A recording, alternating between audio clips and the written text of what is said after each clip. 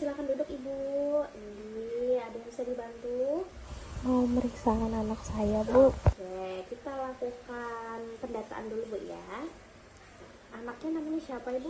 Anak A, Umurnya? 14 bulan. Ada keluhan apa bayinya Bu? Ada radang merah, Bu, di sekitar popok. Terus ada bercak putih juga di mulut bayi saya. Baru aja kah? Sudah hampir seminggu, Ibu. Kita lakukan pemeriksaan terlebih dahulu untuk bayinya Bu ya. Baik Ibu, dari hasil pemeriksaan didapatkan bahwa untuk suhunya normal ya Bu ya, 36,5 derajat Celcius, itu artinya bayinya tidak mengalami demam. Terus juga nadi serta pernapasan semuanya normal ya Bu ya. Baik, tadi sudah saya periksa juga untuk bagian mulutnya memang terdapat kayak bercak-bercak putih. Terus juga bagian ininya terdapat ruam ya Bu ya, bekas popok mungkin ya. Baik, di sini saya izin untuk menjelaskan sedikit ya Bu ya tentang ruam sama bercak putih pada mulutnya. Sebelumnya sudah pernah dengar mungkin tentang diaperas serta oral pas? Oh belum Bu ya.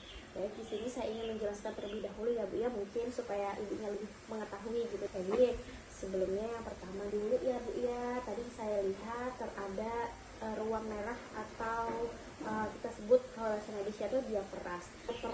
Diaperas atau ruam popok sendiri adalah peradangan kulit yang terjadi pada di area popok bayi Bu ya. Nah, ini sebagian besar bayi pasti pernah mengalami karena memang dia menggunakan popok ya Bu. Biasanya ruam popok ini dialami oleh bayi sekitar umur 4-15 bulan yang masih intens menggunakan popok. Biasanya disebabkan karena kebersihan yang kurang terjaga, terus juga sering buang air, terus juga penggunaan antibiotik baik pada ibu ataupun bayinya. Misalnya ini ibunya menggunakan antibiotik terus kan bayinya menetes, nah itu penyebab bisa salah satu jadi penyebab terjadi diaperas atau ruam popok. Adapun misalnya nih penata laksanaan atau cara penanganan bila bayinya sudah terkena diaperas. Nah, yang pertama misalnya bayinya pipis, kalau bisa sering-sering diganti popoknya supaya tidak lembab seperti itu ya Bu ya. Terus juga hindari penggunaan tisu basah dalam membersihkan. Kita gunakan tisu kering aja. Karena kalau misalnya kita pakai tisu basah ini dapat menyebabkan bertambahnya iritasi pada bagian yang ruam tersebut.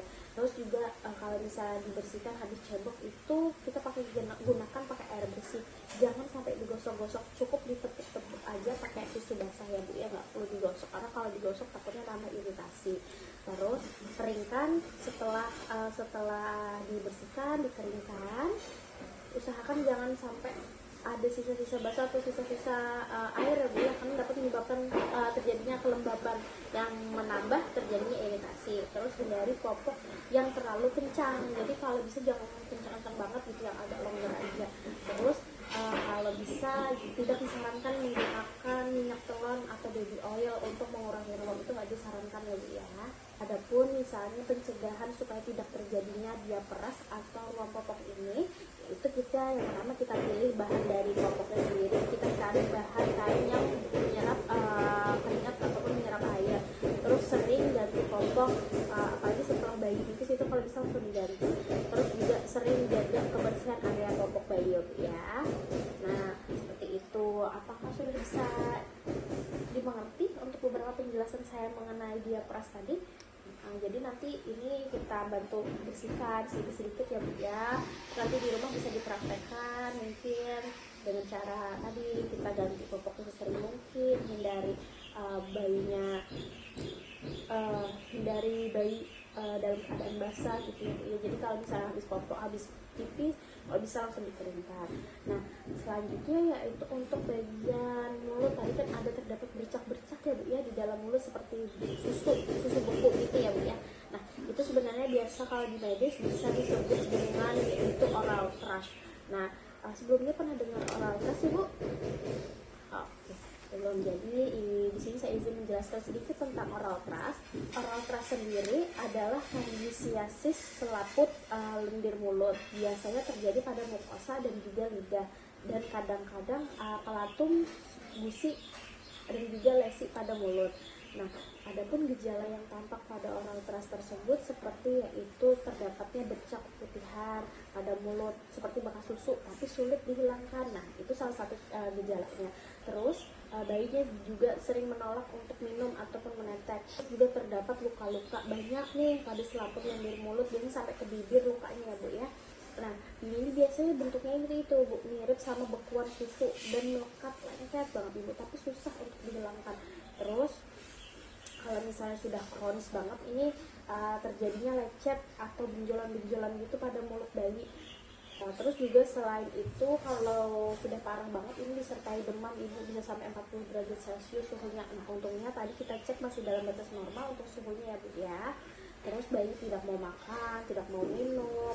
Terus kalau misalnya dikasih makan itu selalu muntah. Nah, kemungkinan kita lihat dulu, siapa tahu memang ternyata ada oral thrush atau lecet-lecet tadi pada mulutnya Bu ya.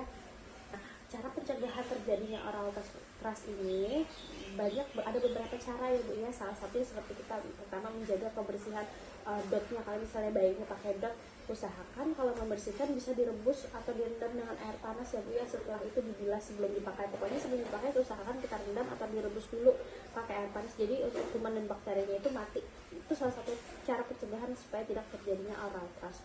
Terus usahakan jangan dikasih dot yang kempong ya Bu ya, karena selain dapat menyebabkan oral thrush juga bisa mempengaruhi perubahan pada bentuk rahim bayi. Kalau misalnya ini bayinya masih ASI eksklusif sama ibunya, usahakan sebelum memberikan ASI kita bersihkan dulu terlebih dahulu kuping ibunya ya, supaya tidak ada kuman, tidak ada bakteri. Hal ini bisa menjadi salah satu cara pencegahan terjadinya oral thrush. Nah, selanjutnya yaitu salah satu cara pencegahannya yaitu dengan cara membersihkan bagian mulut bayi. Misalnya setelah minum susu kita bersihkan, kita cari kain yang bersih, kain yang agak haus sedikit, terus kita basahi, kita taruh di bagian jempol, terus kita basahi pakai air. Habis itu kita gosok sedikit, kita bilas bagian mulut bayi supaya supaya tidak tersisa sisa-sisa susu pada mulut bayi. Nah, adapun cara perawatan bayi yang sudah mengalami oral thrush seperti bayi ibu, mungkin yang pertama kita akan melakukan cara perawatan. Yang pertama sebelum kita lakukan perawatan harus pastikan dulu tangan ibu dalam keadaan bersih ya Bu ya.